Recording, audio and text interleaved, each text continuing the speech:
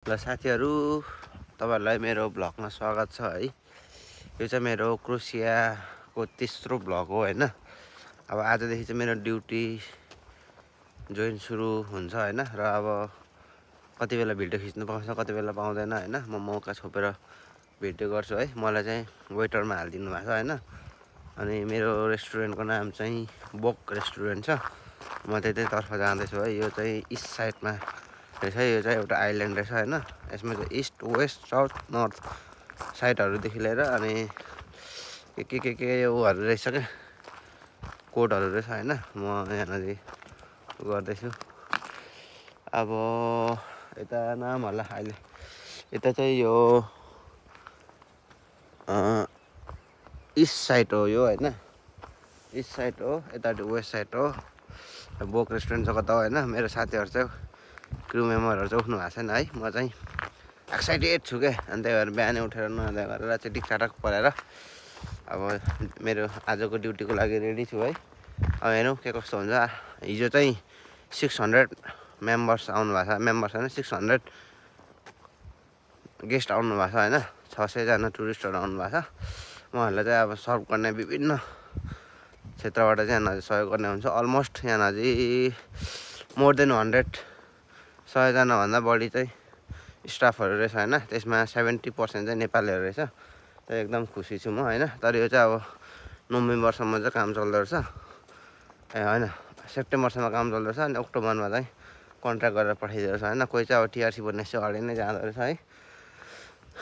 अब त काम खोज्यो भने पायो भनेदेखि चाहिँ मैले अर्को ठाउँतिर काम पाएँ म चाहिँ जान चाहन्छु भन्यो भने चाहिँ जाँदा हुने रहेछ रिजन पेपर गरेर। अनि यहाँ चाहिँ एकदम राम्रो छ खानु बस्नु हैन। तर 4-5 महिना मात्र के पछि अक्सिजन पछि बन्द हुँदो रहेछ अनि पठाइदिएको रहेछ है। यो चाहिँ अलिकति सुधार भइदिएदेखि हैन यहाँ चाहिँ कन्टिन्यू अरु केही काममा लाएर अनि पछि फेरि सिजनमा लगाएपछि एकदम राम्रो हुन्थ्यो। तर यहाँदेखि पठाइदिँदो रहेछ है।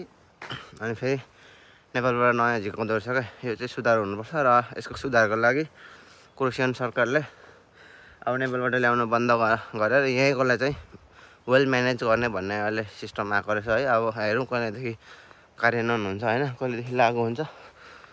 ल साथीहरु मेरो काम भनेको चाहिँ जुठो भाँडाकुँडाहरु उठाएर चाहिँ सफा गर्ने ठाउँसम्म ब्लक हो। जुठो भाँडा गर्ने ठाउँसम्म पुर्याउने हो हैन। अब अहिले चाहिँ ब्रेकफास्ट चाहिँ 7 बजे रहेछ।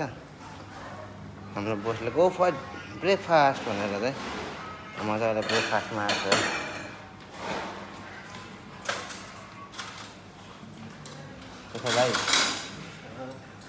भाइ अहिले चाहिँ हामी ब्रेकफास्ट खाँदैछौँ क्यान्टिनमा। 7 बजेदेखि है ब्रेकफास्ट चाहिँ।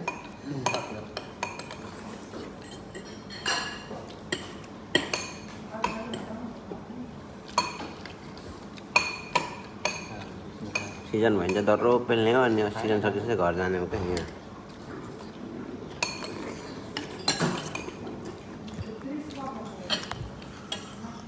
साथीहरु आज 600 जना गेस्ट आएर फाक भइएको छ है। एकछिन खाली बस्नु भएको छैन। बिहान उठेदेखि 6:30 देखिको होला अहिलेसम्म गाँड बसेको छ गाँड। पेलाइ दर्रो भयो साथीहरु। 12 घण्टा पेलाइ भयो आज। मजा आयो मजा। एकछिन बस्नु पाएन। 600 जनालाई वेटरहरुले प्लेट उठाउँदै राख्दै पुर्याउँदै प्लेट उठाउँदै पुर्याउँदै है। खानु पनि दह्रो दिँदो रहेछ। काम पनि दह्रो लगाउँदो रहेछ। मजा आयो। मजा आयो बहुत मजा आयो। मजा आयो ना बहुत मजा आयो। मजे ले रहा है मैं। Life time enjoy. बहुत भाग हो गया अब। Tired fully tired. क्या कर रहा था लिफ्ट में? लिफ्ट बार में कर रहा था कितना? नो यार मेन रेस्टोरेंट। फॉलोवर कितना है? फॉलोवर तो नहीं है। फिर भी कितना है? Going to be 1000 on YouTube. वहाँ भाई लोग है। आप लोग कहाँ से? नेपाल से। नेपाल से। नेपाल कौन सा जगह? पोखरा।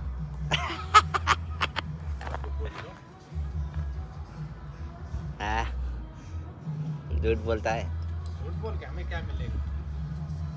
लेकिन तू क्यों हिंदी बोल रहा है नेपाली बोलिए ना अच्छा लगता है हमें।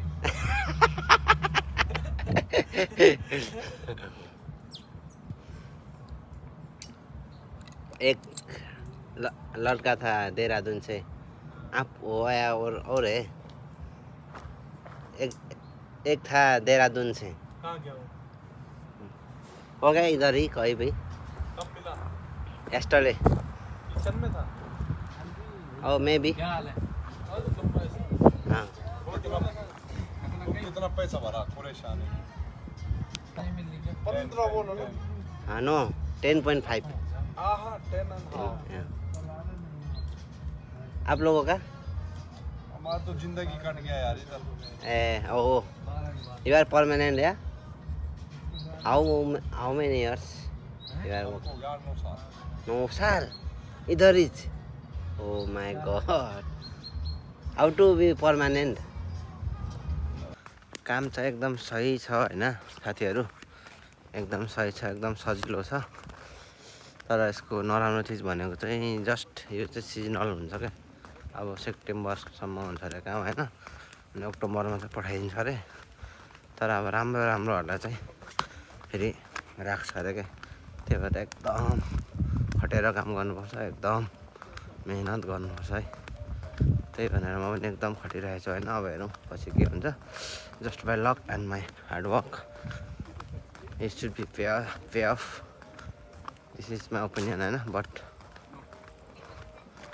लक म्याटर्स अल्सो खानु र बस्नुको चाहिँ एकदम राम्रो सुविधा छ हैन एनर्जी भएको चिजहरू जे खाँदा पनि हुन्छ क्या अनि बोसहरू पनि कोही कोही राम्रो छ हैन कोही कोही चाहिँ अलिक रुट छ है कोही कोही बोसहरूले चाहिँ चिसोहरू निकालेर दिन्छ हैन यहाँ अब त यहाँको ड्रिङ्क्सहरू भनौँ न के को नाम पनि थाहा छैन है अनि जा गलिस चुरोटहरू खाइरहेछ पनि भन्छ हैन अनि यहाँ चाहिँ विशेष गरी सर्बियनहरू रहेछ हैन मेनमा चाहिँ अनि सानोतिनो कामहरूमा चाहिँ नेपालीहरू खटाएको रहेछ है सर्बियनहरूलाई चाहिँ क्रोसियन ल्याङ्ग्वेज चाहिँ एकदम आउँदो रहेछ क्या जस्तै नेपालीहरूलाई हिन्दी आउँछ नि हैन त्यस्तै यहाँको Serbian like other countries nearby Croatia who comes to work here they know Croatian language very well so they are on the main lead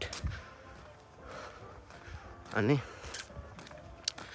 क्रोसियन language पनि अब सिक्दैछु प्र्याक्टिस गर्दैछु हैन उहाँहरूलाई सिकाइ माग्दैछु है उहाँहरू एकदम गुड हुन्छ कोही कोही अलिक रुट हुन्छ क्या यस खानु बस्नु एकदम राम्रो छ हल्ल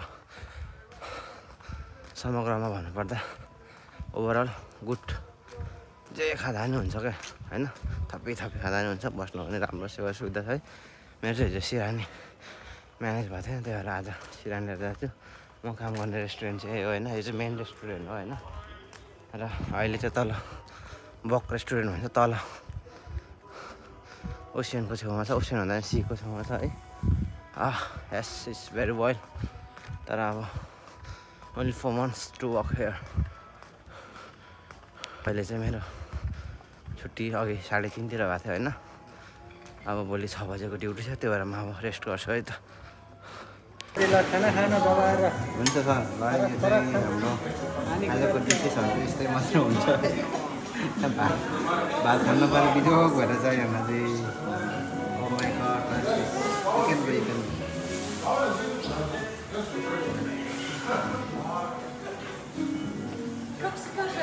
साथीहरू आजको ड्युटी पनि सकिएको छ हैन आज चाहिँ गेस्टहरू हाफ टाइममा उहाँहरू चाहिँ ब्याक टु होम हुनु भएर चाहिँ आज ड्युटी छिटै सक्यो है अब ब्रेकफास्ट खाने अनि रुम जाने ल साथीहरू आज मेरो ड्युटीको तेस्रो दिन हैन आज चाहिँ 300जनालाई सर्भ गर्नुपर्ने छ अस्ति 600जनालाई सर्भ गर्दा चाहिँ एकदमै गाह्रो भएको थियो हैन आज 300जनालाई सर्भ गर्दा चाहिँ त्यति गाह्रो हुँदैन भन्ने चाहिँ मलाई लागिरहेछ हेरौँ अब के हुन्छ ल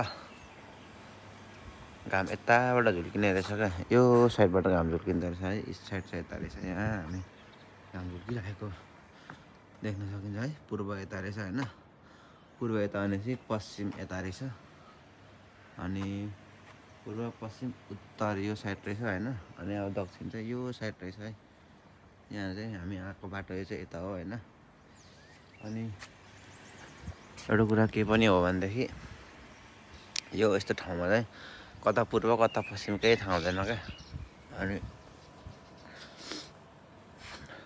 यही कामको माध्यमबाट चाहिँ पत्ता लगाउन सकिन्छ है म काम गर्ने मेन रेस्टुरेन्ट चाहिँ यो हो हैन यहाँ देखाउनु मिल्छ मिल्दैन है यो हो गाडी पुल छ हैन अनि तलतिर रेस्टुरेन्ट छ बन्द गरेर अहिले फेरि मलाई बोसले कराउँछ आज चाहिँ अब डेट 250 जना गेस्ट आउँदै हुनुहुन्छ हैन त्यही भएर अब यहाँ अहिले चाहिँ यो बोक रेस्टुरेन्ट भन्छ है बोक रेस्टुरेन्ट चाहिँ यो आइल्यान्डको छेउमा छ क्या यहाँ हेर्नु सक्नुहुन्छ पहिले है आइल्यान्डको छेउमा छ हैन अनि यहाँ चाहिँ अब पाहुनाहरूलाई स्वागतको लागि अल सेट भइसकेको छ हेर्नु सक्नुहुन्छ टेबलहरू चेयरहरू हैन खानाहरू पनि सब रेडी भइसकेको छ अब अहिले 12:40 भयो अब 41 मा चाहिँ गेस्टहरू आएपछि धमाधम काम सुरु हुन्छ अहिले सब अल सेट गरेर बसिरहेको है हामी यो चाहिँ रेस्टुरेन्ट हो हैन यो बोक रेस्टुरेन्ट यो चाहिँ इस्ट साइड भन्छ है आज हामी सबैजना आज वेटरहरू ल है साथीहरू 150 जना गेस्टहरू आउनुभएको छ है त्यहाँ भिडियो चाहिँ गर्नु पाउँदैन त्यहाँ मैले लुकेर गरेको है 150 जनालाई गरेपछि मात्र रेस्ट 2 बज्न आँट्यो है आज चाहिँ निकै लामो गयो ड्युटी